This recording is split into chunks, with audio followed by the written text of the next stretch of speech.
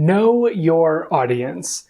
If you're going to persuade people, you need to know what your audience is like. What do they value? How do they think? What's the way that they would prefer to be persuaded? When you can tailor your message to something that the audience really cares about or finds compelling, you'll find greater success in persuasion. One study considered cross-cultural differences in persuasion. Would the same persuasion strategy work in both the United States and in Korea? Some researchers decided to find out, and they took advantage of previous research in the psychology of culture by looking at the difference between individualism and collectivism.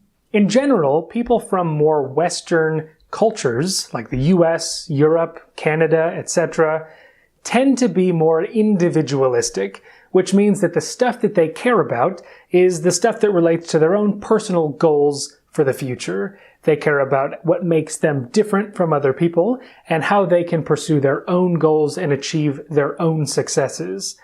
People from more collectivistic cultures, however, are more concerned with how they fit in a broader context. How do they fit into a collective? They care more about their role in the family, their family's goals for the future, and so on. So, two different ways to think about yourself and to think about what's important to you. They created two sets of advertisements.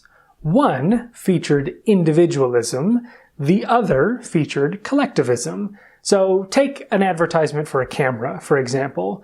One version would feature a single person taking a picture, him or herself, and using the camera for individual enjoyment. Whereas the other version of that advertisement would feature a whole bunch of people, someone taking a picture of a whole family, showing how this would be a great device for social functions like parties and get-togethers. The same product, but two different approaches to persuading people that it's a good product. And they showed these advertisements to people in the US and to people in Korea, because they wanted to see, well, who's more persuaded? What they found was that the individualistic advertisements were more successful in the US, and the collectivistic advertisements were more successful in Korea. And actually, when you look at the patterns of advertisements that actually exist in different cultures, they reflect individualism and collectivism differently.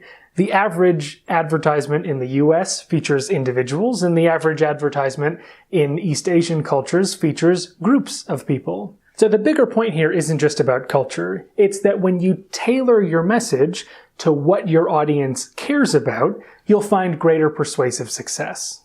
As another example, think about whether you should persuade people using emotions or logic. Well, it depends on your audience. If your audience is someone who thinks more in terms of his or her emotions, then your emotional strategy is going to be more successful. But if your audience is someone who thinks more in terms of logic and critical thinking, then your logical argument message is going to be the one that's more successful. The point is, by matching what you have to say to the kind of person you're saying it to, is where you'll find the greatest amount of success. Let me just say, though, that this isn't a surefire strategy. It's not as if using the kinds of words and values that you know your audience has is going to magically make you more persuasive. Instead, what's going to happen is the audience then pays more attention to what you have to say. And if what you have to say turns out to be a load of garbage, then they're not going to be persuaded.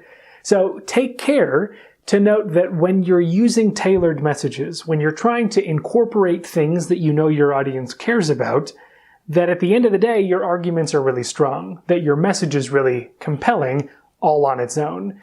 All right, well, that does it for message matching. When you know your audience and you're able to speak their language, it gives you a persuasive advantage. Just make sure that what you're saying actually does make sense. For more social psychology, subscribe to this YouTube channel, or go to beapeopleexpert.com and find new articles every week about psychological science.